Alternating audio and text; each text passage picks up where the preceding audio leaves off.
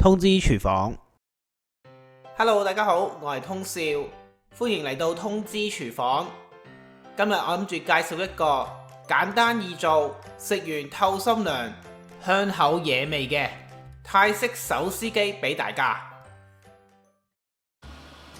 第一樣嘢要做嘅係要準備啲浸雞嘅湯，將指定份量嘅雞湯同埋水放喺鑊入邊，用大火將佢煲滾。煮緊雞湯嘅時候，就加埋其他嘅配料同埋調味料落去，去增強雞湯嘅味道。然後就放入洗乾淨呢啲肥嘟嘟嘅全雞髀落去。你唔用呢啲全雞髀嘅話，亦都可以用雞腿去做㗎。當啲湯再滾起嘅時候，就冚蓋，繼續用大火煮佢5分鐘先。之後就轉做細火，再慢慢燜佢30分鐘。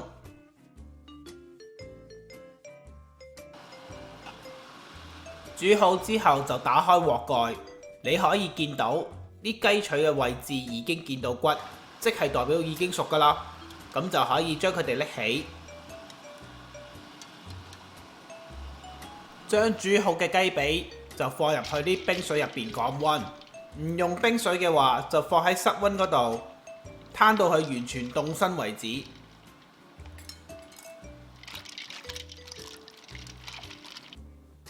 然後就準備呢個泰式嘅涼拌醬汁，將指定份量嘅材料放喺個碗入邊撈勻佢。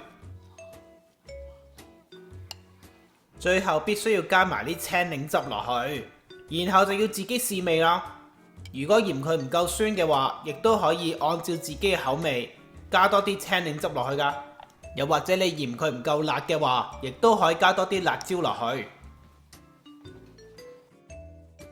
啲浸雞嘅湯攤凍咗之後，隔好渣，可以拎去煲飯，會做出一個非常之簡單又好味嘅雞油飯㗎。攤凍咗嘅雞髀就可以同佢拆肉㗎啦。如果大家嫌雞皮肥嘅話，可以學我咁樣將雞皮搣走先，然後可以用叉將啲雞肉撕出嚟。唔用叉嘅話，亦都可以用手去做，甚至可以用刀去切出嚟都得㗎。最後就將所有嘢組裝埋一齊，先喺碟上面鋪上生菜絲、青瓜絲、紅椒絲，同埋我覺得最特別嘅芒果絲上去。芒果嘅香味同埋佢嘅甜味會令到成個手撕雞嘅味道更加豐富。最後當然就要鋪埋我哋頭先做好嘅雞絲上去啦。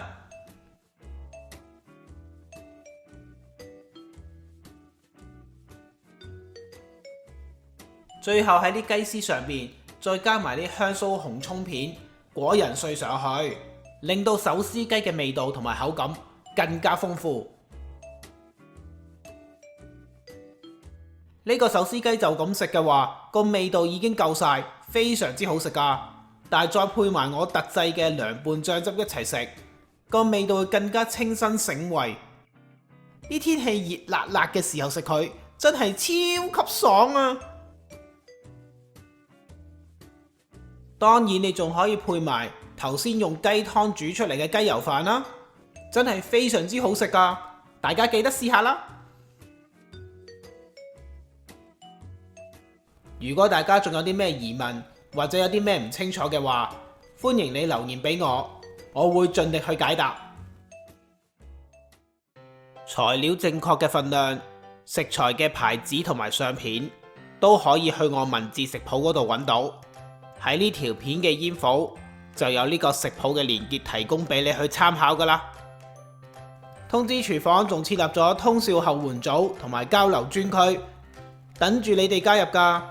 鍾意呢條片嘅話，記得要俾 like 同埋 share 出去，仲要記得訂閱同埋撳埋隔離個鐘仔，咁我新片一出先可以通知到你㗎。